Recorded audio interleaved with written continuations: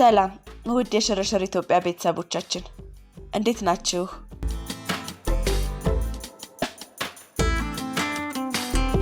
ዛሬ ሽርሽር ያልነው እጅግ ብዙ በተባለለት በተወራለት በቅርብ ስራው ተጀምሮ በአጭር ጊዜ ተጠናቆ ለአገልግሎት ክፍት በሆነው የአትላስ ቦሌ ኮሪደር ላይ ነው።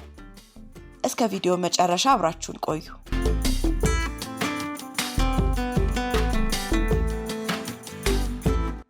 ሽርሽራችንን የጀመርነው እንደምትመለከቱት ከቦሌ-አትላስ አካባቢ ነው።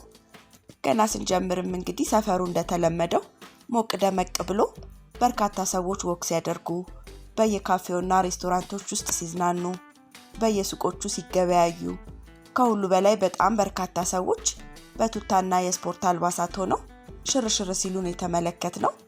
እናንተም በቪዲዮ የምታስተውሉት ነው የሚሆነው።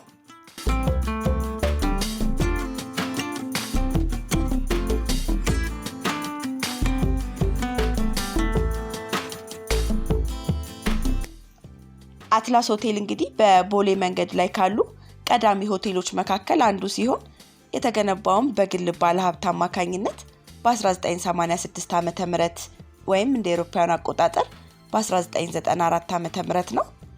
ሆቴሉ ስራውን ሲጀምርም በሁለት ኮከብ ደረጃ የነበረ ሲሆን በሂደትም እያደገ መጥቶ በ1999 ዓመተ ምህረት የአራት ኮከብ ደረጃን ማግኘት ችሏል።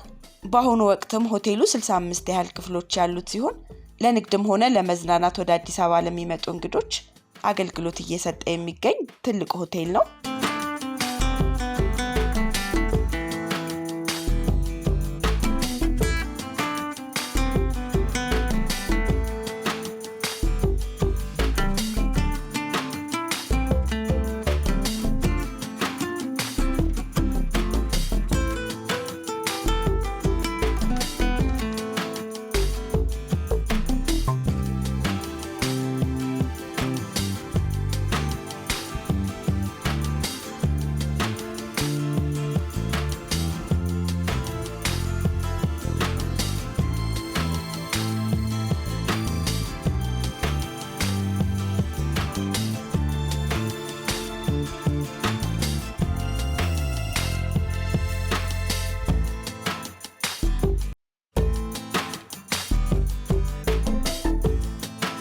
ቦሌ ላይ እንግዲህ የኢትዮጵያ አየር መንገድ ከመገንባቱ ጋር ተያይዞ አየር መንገዱ የአፍሪካ መገኛ እየሆነ ሲመጣ በሚሊዮኖች የሚቆጠሩ መንገደኞች በቦሌ በኩል ማለፍ ጀምረዋል። ይህ ደግሞ መንገደኞች የሚያርፉባቸው ሆቴሎች በብዛት እንዲገነቡ ለማድረግ ችሏል። ለምሳሌ ስካይላይን ሆቴል እና ቀደም ብለው የነበሩት አትላስ ሆቴልን መጥቀስ እንችላለን። በተጨማሪም መንገደኞችና ጎብኚዎች የሚገበያዩባቸው ዘመናዊ ሞሎች እንደ ኤድና ሞልና ሌሎችም በቅርብ ርቀት እንዲከፈቱ እንግዲህ መንገዱን የጠረገ ነው ማለት ይቻላል።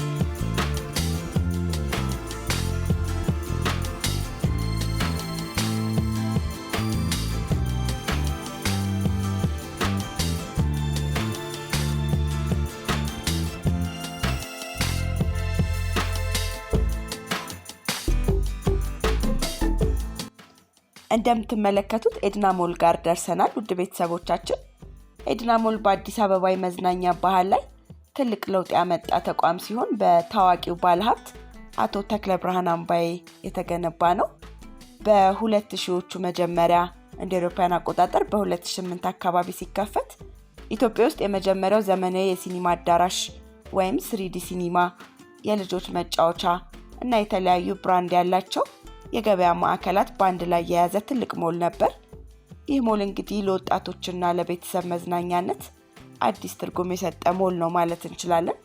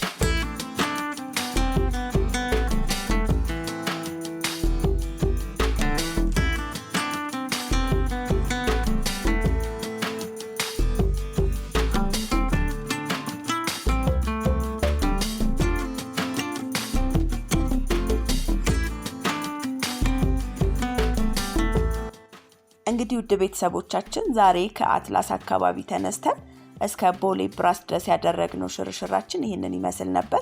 በቅርብ የተጠናቀቀውን ኮሪደር በምሽት ሽርሽር ብለንበት ውበቱን በዚህ መልኩ ለእናንተ አሳይተናችኋል። እናንተም በቪዲዮ ደስተኛ እንደነበራችሁ ተስፋ እናደርጋለን።